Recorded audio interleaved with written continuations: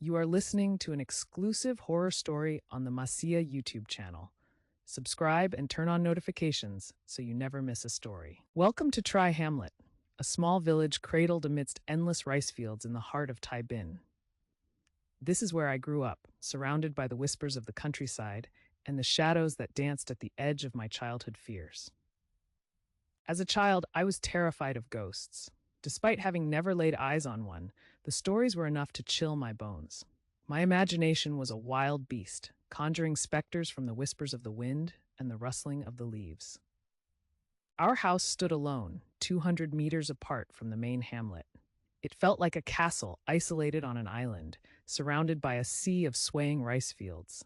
That distance, though not great, was enough to make my heart race when the sun dipped below the horizon. Nights in the countryside were enveloped in a profound darkness, pierced only by the flickering glow of small kerosene lamps. The world beyond those feeble lights was an abyss, and crossing it alone was a journey I dared not take. Each night, the shadows seemed to take on forms, lurking just outside the safety of our home. I would clutch my mother's hand tightly if ever I needed to venture into that inky blackness, her presence the only beacon of safety in a world filled with imagined apparitions. As the crisp night air settled over Trai Hamlet, I, now a daring 10-year-old, found myself drawn to the allure of nighttime adventures. The hamlet, shrouded in shadows, became our playground as my school friends and I gathered, excitement bubbling like fireflies in the dark. Our eyes gleamed with mischief as we planned our escapades under the watchful glow of the moon. Our game of choice was tag, a seemingly simple game elevated to new heights by the secret paths we discovered. We darted through gardens, hopped over low stone walls, and laughed breathlessly as we dodged each other in the labyrinthine alleys of the hamlet. Each narrow escape felt like a victory, each shadow a challenge to be outwitted. Yet, the thrill of the game always came to an end, leaving me with the daunting journey home. The path, familiar by day, became a daunting gauntlet shrouded in darkness. My heart raced as I ventured toward the first of three ominous obstacles, the desolate Tam Bao house. Its windows were darkened eyes watching from the shadows, its silence a whisper of forgotten stories. Further along, a chill crept up my spine as I passed the neighbor's shrine. It was an unassuming structure by day, but at night it came alive with a mysterious bluish light. The glow seemed to pulse with a life of its own, casting spectral shapes that danced in the corners of my vision. Each step past the shrine felt weighted with the secrets it guarded. Finally, the most unnerving part of my walk was the Bathing Pier. In the moonlight, its wooden planks appeared as a skeletal hand reaching out into the inky waters. The gentle lapping of the waves was a ghostly lullaby, and the stillness of the night seemed to hold its breath, waiting for something to break its spell. I hurried past, my own footsteps echoing louder than they should, until I reached the safety of home. It was a drizzly winter night, the kind that wraps around you like a damp cloak, chilling you to the bone. I tucked my hands into my pockets and made my way into the hamlet, eager to find the comfort of the familiar. The streets were slick, and the air carried a weight, a heaviness that pressed down with the fog. I passed by the bathing pier, its wooden planks glistening with rain. There, in the dim light that flickered like a hesitant whisper, I saw her. A woman, standing alone in the cold rain, cradling a baby close to her chest. Her presence was strange, a shadow that didn't quite belong. But I pressed on, my footsteps echoing softly as I left her behind. The night unfolded as I played, laughter mingling with the soft patter of rain against windows. But as the clock struck 9:30 p.m., the warmth of company gave way to the chill of solitude. I headed home, the path familiar under my feet. But there she was again, the woman from before, standing in the middle of the path. Her figure was shrouded in an unsettling obscurity, her face hidden behind a curtain of tangled dark hair. The baby in her arms stared at me with eyes that burned a glaring red, piercing the darkness with an unholy light. Frozen in place, my heart thundered in my chest, each beat a frantic plea to run. But I couldn't move, my feet rooted to the spot as if the earth itself had claimed them. The woman, silent and spectral, held my gaze, a commanding presence that demanded my fear. Then, in one swift, dreadful motion, she turned and leapt into the icy waters of the bathing pier, the baby in her arms. The splash was muted, swallowed by the night, but the baby's laughter cut through the air, sharp and shrill, a sound that twisted and echoed in my mind.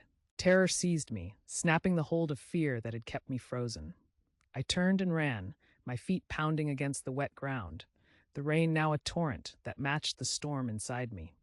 The hamlet blurred past, a mix of shadow and fleeting light, as I dashed home, driven by a primal instinct to escape. I reached my door, my breath ragged and desperate, and pounded on it with all the force my trembling hands could muster. Each knock was a plea for safety, a call to be let back into the world of the living, away from the specters of the night. As I push open the front door, the familiar creak echoes through the dimly lit hallway, and immediately, my mother's voice cuts through the silence like a knife. "Where have you been? Do you know what time it is?" Her voice is sharp, laced with worry and sternness all at once. I stand there, frozen, my clothes damp from sweat and my eyes wide with fear. I can't bring myself to speak, to tell her about the ghostly figure I encountered on that forsaken road. She steps closer, peering into my face, her expression shifting from anger to concern. "Why are you shaking? What's happened?" she asks, her voice softening. But I can't answer. I don't know how to explain the terror that grips my heart. Instead, I brush past her, my feet heavy as I make my way to my room, leaving her questions hanging in the air. Once inside my room, I collapse onto the bed, pulling the covers over my trembling body. I lie there, staring at the ceiling, each shadow morphing into the terrifying figure I encountered. My heart races, and sweat beads on my forehead. Sleep is a distant friend, refusing to embrace me in its comforting arms. The night passes in a blur of restless dreams and half-awake nightmares.